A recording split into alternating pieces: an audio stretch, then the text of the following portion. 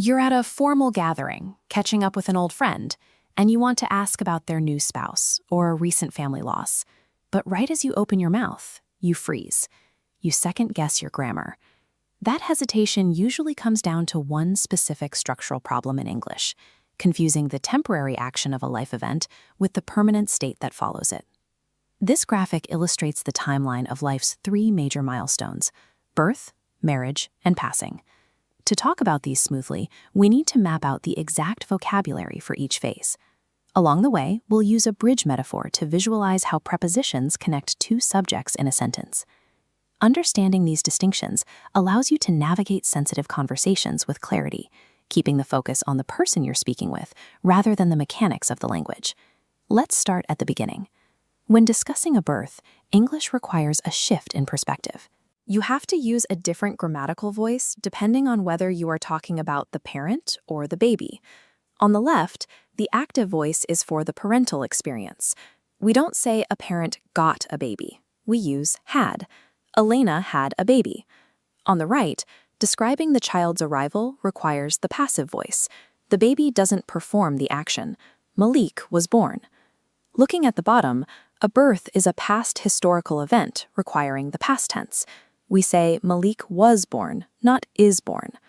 Moving to the top, if a child receives her grandmother's name, use a specific preposition. They named her Rose after her grandmother. The focus, either on the parent's ongoing experience or the historical arrival of the child, dictates the necessary grammatical voice.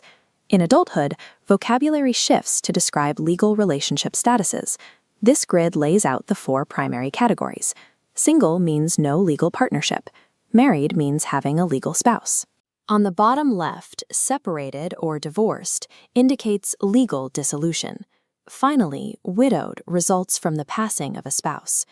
Notice that these specific terms define strict legal boundaries. They describe an exact legal standing, not how someone feels.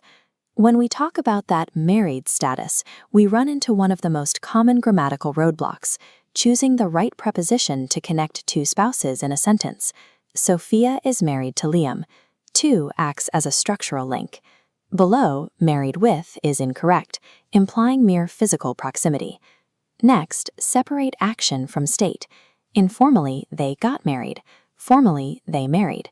The exception is the ceremony, the wedding of Sophia and Liam. Marriage grammar relies on distinguishing between describing a structural relationship between subjects and describing the historical event of their union. The final major life milestone is passing. This is a sensitive topic, and getting the grammar right shows respect. Here, chronological time strictly dictates the rules. This timeline maps the sequence. On the left, starting with illness leads to the event, described with a past tense verb. He died. It's a completed past action. Moving right, that event results in a continuous, ongoing condition. This state requires an adjective. He is dead. The absolute rule: never combine to be with the past tense died or the noun death. On the left, is died mixes action and state. Instead, use the adjective is dead for the state and died for the past event.